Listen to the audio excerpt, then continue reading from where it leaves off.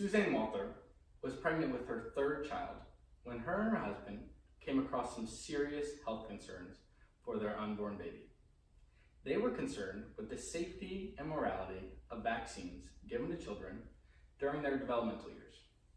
As a personal precaution, the Walthers decided not to vaccinate their child, who was Mary Catherine. They wanted to get their concerns answered before they decided to vaccinate their baby and put them in harm that they thought the vaccines would cause. Through the first year of her life, Mary Catherine seemed as healthy as any other baby and was developing just fine. The Walthers believed they had made the right decision to not vaccinate their child. However, a week before Mary Catherine's first birthday, she was stricken ill with a harsh form of meningitis. It nearly killed her. This could have been preventable with a simple prevention vaccine. After this terrible experience with their daughter and careful research and questioning, the Walthers are convinced that vaccines are indeed good for children and the positives outweigh the minor negatives. The Walthers attribute this mistake to the inability on their part to properly educate themselves on the benefits of vaccinations for children. Many friends of theirs supplied them with false information that they had heard from other people. This type of false information spreading happens all the time and can be very dangerous. Suzanne Walther explains this false information spreading by comparing it to recipes found online. She said, "Some of them turn out great, but in some of them, somehow you get mayonnaise instead of hollandaise sauce." Suzanne closed her testimony with a culminating quote that should speak to parents everywhere. She said, "I don't want my child to be the 1 in 3 million who suffers from a potentially fatal disease, but I also don't want my child to be the 1 in 10 who isn't vaccinated and is almost guaranteed to suffer." The fact is, the growing number of children not vaccinated in America is rising, which is a cause for concern when it comes to the belief that vaccinating children is detrimental to their growth and the spreading of many viruses. Many of us in the crowd will be having children within the next 5 to 10 years or so it's important to be educated on the facts and reasons why vaccinating your child is necessary. The average age for mothers in America is around 26 years old, which is right around the corner. If we are able to properly understand all the facts and rule out the false, misleading data, it is easy to see that the only choice is to properly understand and vaccinate your child. A major fact that many people have not heard is that most childhood vaccines are 90 to 99% effective in preventing disease. And if a vaccinated child does get the disease, the symptoms are usually less serious than a child who has not been vaccinated, per the Vaccine Safety Commission. Throughout this time, I will explain the facts, debunk the lies, and hopefully convince you that vaccinations are important to your future child's health. Your child's health should not be taken lightly. They are the future of our country, and the development of their bodies depends on you to take care of them. The growing number of children not getting vaccinated is on the rise, and this is not good. Imagine if your child was like Mary Catherine. You chose not to vaccinate her, and now it's your fault she is suffering from a deathly illness. It could have easily been preventable if you had just taken the proper precautions and vaccinated her. Now, as a parent, you have to deal with the guilt and shame of causing your child such pain no parent wants to deal with. The sad part is that many parents are ignoring this warning and continuing to skip vaccinations that their child desperately needs.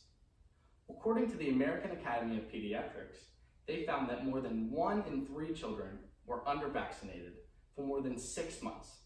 And during the first 24 months of their life, 1 in 4 children were delayed for at least 4 vaccines.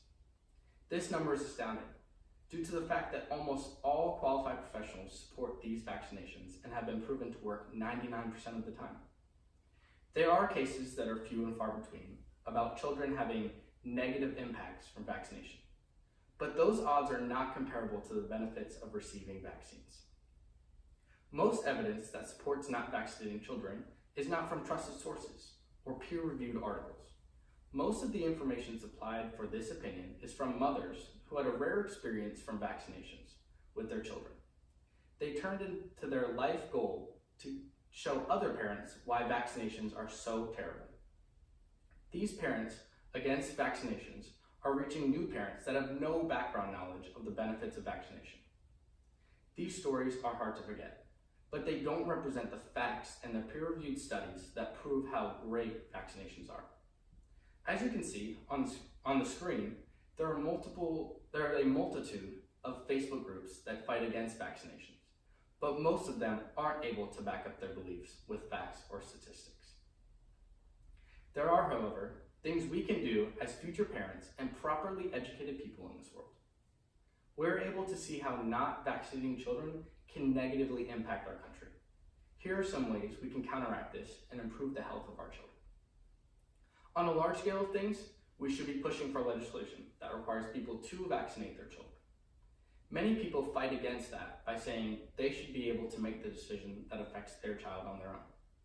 But this decision affects many more people than just the person that isn't vaccinated. Children who aren't vaccinated carry on diseases that would merely die if everyone was vaccinated. They are spreading diseases to other people and affecting more than just themselves. To keep everyone safe, it makes the most sense to vaccinate all children so that diseases die out and we protect the future of our country by keeping them healthy. On a smaller scale, we as individuals can be educating ourselves as well as our peers on the benefits of vaccination. Sob stories strike the heart and affect people a lot, but the most important information is the facts. The facts, the facts, the facts.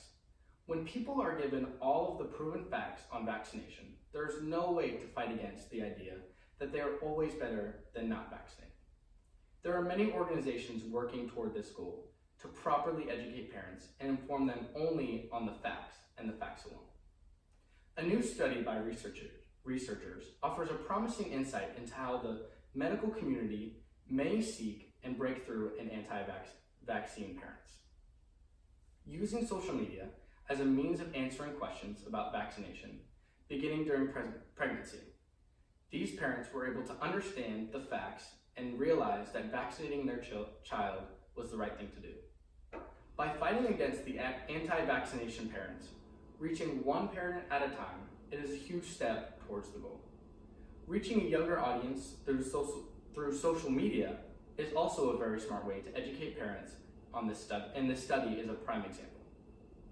The big picture I'm trying to show is that if we don't stop the trend of decreasing vaccinations among children in the US, it is easy to see that the number of children to survive into adulthood will diminish, and many diseases will become more prevalent in our country, passed between people who are not immune. If we do stop this trend, then the number of kids that will survive into adulthood will grow even more, which creates a healthier and more prosperous country for everyone. Now, while it is good to hope for government backup over the importance of children's vaccinations, it is unrealistic to think that any law similar to that will be passed anytime soon. The immediate solution to the problem is educating parents on the importance of vaccinations so they are able to raise healthy children in our country. The growing number of children not vaccinated in America is rising, which is a cause for concern when it comes to the belief that vaccinating children is detrimental to their growth and the spreading of viruses. If we want to protect the future of our country, we must ensure that our children are healthy and able to develop properly to lead the country in the future. Without this, we are endangering our kids and the safety of our country.